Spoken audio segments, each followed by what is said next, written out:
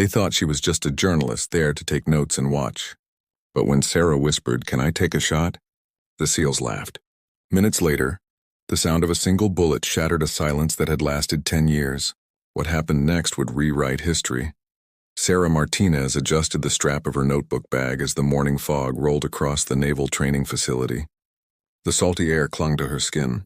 She had been here for weeks writing about men who lived on the edge of human endurance. Today was supposed to be simple. Just another day of observing, another set of notes for her article. Nothing more. The SEALs gathered around Commander Jake Sullivan, a man with lines etched deep into his face from deployments he never spoke about. He briefed his team on the record they were chasing. A shot at 200 meters, a record that had stood for 10 years, untouched, legendary. Sarah scribbled down words, but her eyes kept wandering. The rifles, the calculations, the small flags planted along the dusty road that led to the range, each flag trembling in the morning breeze like nervous witnesses. She remembered her grandfather's ranch in Texas. A broken watch he always wore, stuck forever at 6:14 because he said time didn't matter when you aimed true. That memory tugged at her now as she listened to Petty Officer Rodriguez breathe slowly, finger tightening on the trigger. The shot cracked across the range. Seconds of silence, then the spotter's voice. "Miss, 2 inches left." The men didn't flinch. They noted, they analyzed, they reset. Sarah found herself leaning forward as though her empty wallet of experience might somehow buy her understanding. 3 more tried. 3 more failed. Each shot close, too close, yet never enough. The weight of a decade pressed invisibly on all of them. When they broke for water, Sullivan caught Sarah staring at the rifle. "Getting good material for your article?" She hesitated. "More than I expected. It's like math mixed with heartbeat." Sullivan studied her. "Most think it's just point and shoot. They don't see the science." The afternoon wore on. Another SEAL fired, missed. Sarah's fingers tapped on her notebook, tracing numbers in the margins. Angles, wind, humidity. The sun burned low, casting long shadows across the dusty road. Chen lined up for his shot. Sarah breathed with him. The bullet flew. The spotter's voice cracked through static. "Close, 1.5 inches off." Chen lowered his head. Sarah whispered before she could stop herself. The wind shifted halfway. Sullivan turned. His eyes locked on hers. "How do you know that?" he asked. Sarah froze, the words caught in her throat. The next morning, Sarah arrived earlier than anyone. The fog had lifted, leaving the air sharp and still. She sat with her notebook on her lap, watching the flags along the range like pages of a book only she could read. Sullivan noticed her before the others. "Back again?" "I couldn't stop thinking about it," she admitted. "The numbers. The physics. It's like the air is whispering if you know how to listen." The SEALs began their drills. William stepped to the line, steady hands, calm face. Sarah leaned on the rail, eyes fixed. She whispered under her breath, 5 miles per hour, left to right." The shot rang out. The bullet struck just off center. The spotter called it. Sarah shook her head. "Overcompensated." Sullivan's brow furrowed. He raised his binoculars, followed her gaze to the grass halfway down range. She was right. When Rodriguez stepped up, Sullivan motioned Sarah closer. "Tell him what you see." Her voice trembled. "Wind bends differently halfway. Aim just a fraction off your usual." Rodriguez adjusted. Fired. The spotter's voice was sharper this time. "Half an inch off. Best shot yet." The men turned. Some surprised, some curious, none dismissive. During break, Chen clapped her shoulder. "You've got an eye. Never seen someone read the air that fast." Sarah's chest tightened. She wasn't supposed to be part of this. She was here to observe, to write, not to alter history. Yet when Sullivan approached again, his words set her heart racing. "Tomorrow is our last scheduled day for record attempts. I want you to take a shot." Sarah laughed nervously. "Me, I'm a writer. I fired rifles on my grandfather's ranch, but that was years ago." Sullivan's tone didn't shift. "You've got instincts. Fresh eyes. No baggage." That night, Sarah walked the dusty road alone. The moonlight silvered the targets in the distance. She carried her notebook, but on one page she sketched something else. A rifle, a bullet's arc, a question she couldn't silence. Can I really take the shot? She stared at her grandfather's broken watch in her palm. Time frozen. Choice ticking silently inside her. Dawn came clear, the air thin and crisp. No wind, no haze. Perfect conditions. Sarah clutched her notebook against her chest. Around the range, whispers traveled. The journalist is going to shoot, crowds gathered. Not just SEALs now, but others from the base. Word had spread. Sullivan guided her to the Barrett. The rifle loomed heavy, its barrel stretching like an iron road toward destiny. Rodriguez adjusted the bipod, his voice softer than she expected. Every click counts. At this distance, fractions matter. Sarah lay prone, the earth pressing into her ribs. The scope revealed the target, a distant dot in a sea of dust and grass. She thought of her empty wallet back home, tucked in her bag. Journalism didn't pay much. Life had felt small, narrow, but here, now, the world stretched vast and precise, measured in wind and breath. Sullivan's voice in her ear. Practice at 600. She exhaled, squeezed. The bullet struck true, center enough. Then 900. Another hit. Her pulse steadied, then the announcement. 200 meters. Martinez attempting the record. Her throat tightened. The crowd hushed. She lined the scope. Adjusted. Remembered the broken watch. Time frozen, but the shot waiting. Breath. Pause. Squeeze. The rifle thundered. She stayed still. Scope locked. Seconds stretched like hours. The spotter's voice crackled, tense. Hold, need confirmation. Sarah's chest burned. Her finger still tingled from the trigger. Radio static. Words half heard. Dead center. Never seen. Measure again. The crowd leaned forward. Sullivan's hand rested on her shoulder. Don't move, he whispered. Sarah's world shrank to silence and heartbeat. The answer hadn't come yet. Target crew confirms. The radio fizzed. Then steadied. Center hit. New facility record confirmed. The range erupted. Cheers, applause, shouts. Sarah sat back from the scope, dazed. The rifle smoked faintly beside her, its heat rising like proof. Rodriguez rushed forward, grinning. Perfect execution. Chen shook his head, amazed. You rid the wind better than anyone I've seen. Sullivan's smile was rare but wide. Outstanding, Martinez. That goes in the book.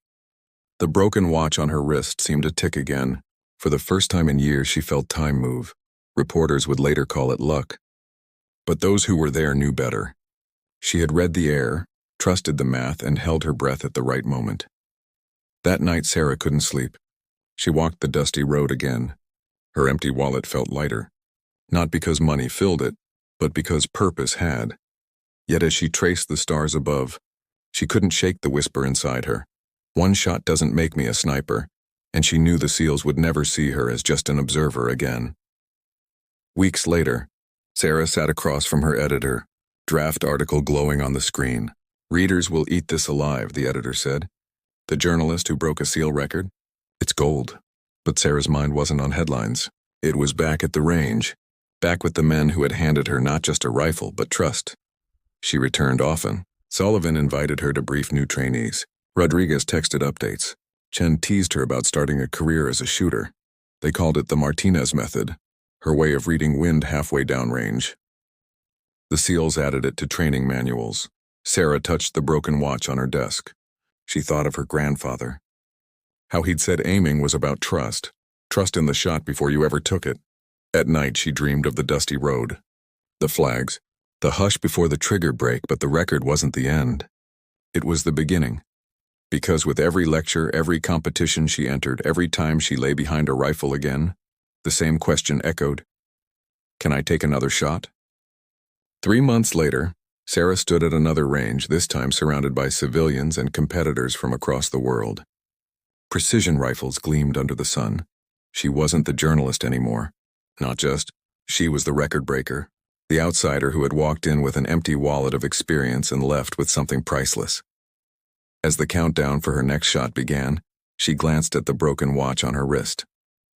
She smiled. Time was still frozen at 6:14, but she was no longer frozen. The crowd hushed. The flags rippled. She breathed, and she whispered, the same words that had started it all. Can I take a shot? The trigger tightened. The world held its breath, and Sarah knew whether she hit or missed, the story was no longer about observing. It was about living.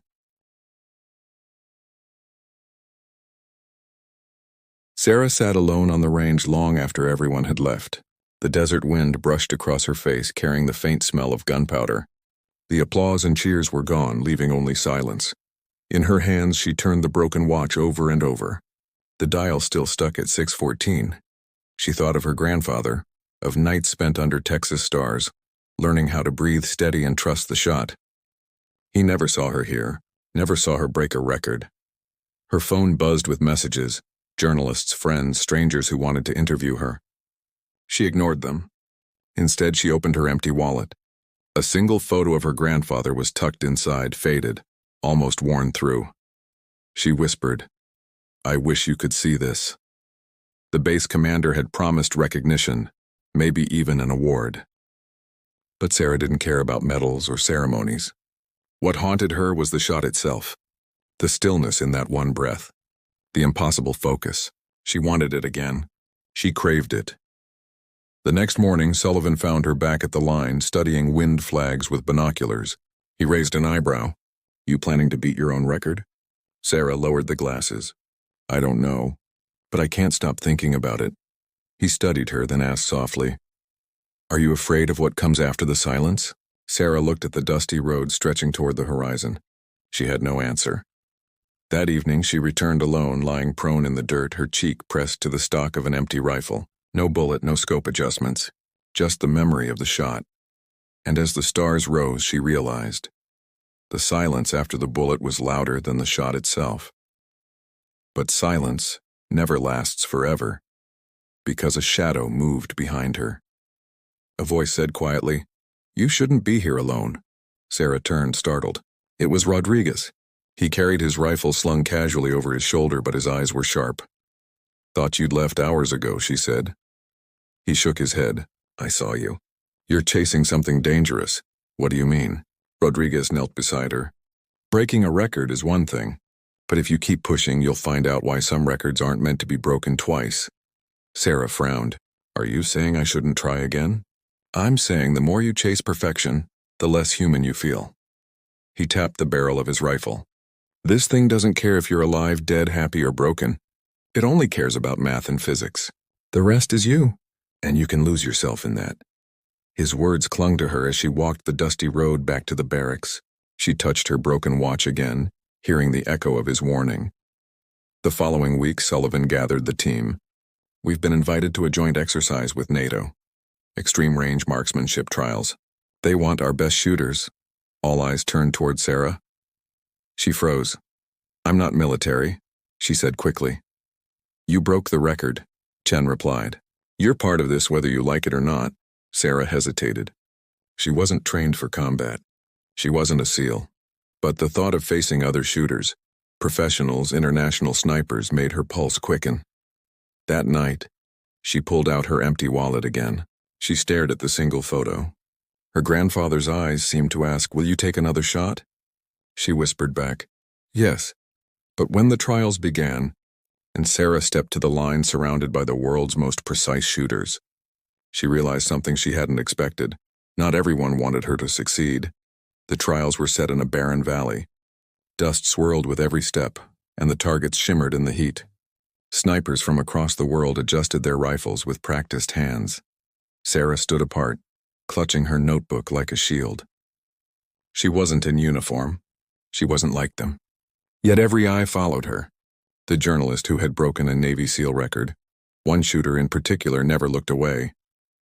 A tall man with cold gray eyes and a reputation whispered among the ranks. Colonel Viktor Orlov, former Spetsnaz sniper. When Sullivan introduced her, Orlov smirked. "So the little writer thinks she can stand with soldiers?" His accent carved each word like a blade. Sarah swallowed hard. "I'm not here to prove anything. Just to shoot." He leaned close. "Records are paper. War is blood. Don't forget that." The first round began. Targets stretched beyond 1,500 meters. Orlov fired first, dead center without hesitation. The crowd murmured approval. When Sarah's turn came, her hands trembled. She pressed the broken watch to her wrist, felt its frozen silence, and steadied herself. She breathed, paused, squeezed. The bullet struck near center, good but not perfect. Orlov's smirk deepened. Round after round, the rivalry grew. He shot with brutal precision. She shot with growing calm. Each hit pulled gasps, Each miss drew whispers. By the final round, it was down to the two of them. The target shimmered at 1,800 meters, farther than Sarah had ever faced. Sullivan leaned in. "Remember what you told me? The wind shifts halfway. Trust it," Sarah nodded. She adjusted, fired, the bullet flew. Silence stretched. The spotter's voice came through. Impact. Dead center. The crowd erupted. But when Sarah lowered her rifle, Orloff was already walking toward her. His eyes were hard. His voice a growl. "This isn't over, journalist. You've made an enemy." The exercise ended, but Sarah couldn't shake Orloff's words. At night, she lay awake, staring at her broken watch on the table. The silence ticked louder than time. Back at the base, the SEALs congratulated her, but Sarah's thoughts wandered to something else. To the empty wallet she carried, lighter now, as though it waited to be filled with something more than faded photos and memories. She walked the dusty road one evening, alone again. The horizon stretched endless, the sun bleeding orange into the desert sky. She thought of Orloff, of rivals, of records. A question lingered in her chest. Was she chasing skill or running from something inside her? When Sullivan joined her, he didn't speak at first. He just stood beside her, watching the same horizon. Then he asked, "What do you want, Sarah? Another record? Another article? Or something else?" She held the broken watch tight. "I don't know," he nodded slowly. "Then find out. Because the next shot you take, it won't just be about a target. It'll be about you." That night, Sarah dreamed of the range, the flags, the silence after the shot. And in her dream, she heard her own voice, steady and calm. "Can I take a shot?" When she woke, her heart was pounding because she knew the next road, the unknown road, was already waiting. And somewhere ahead, the question would rise again. But next time, the stakes wouldn't just be a record. They would be life itself.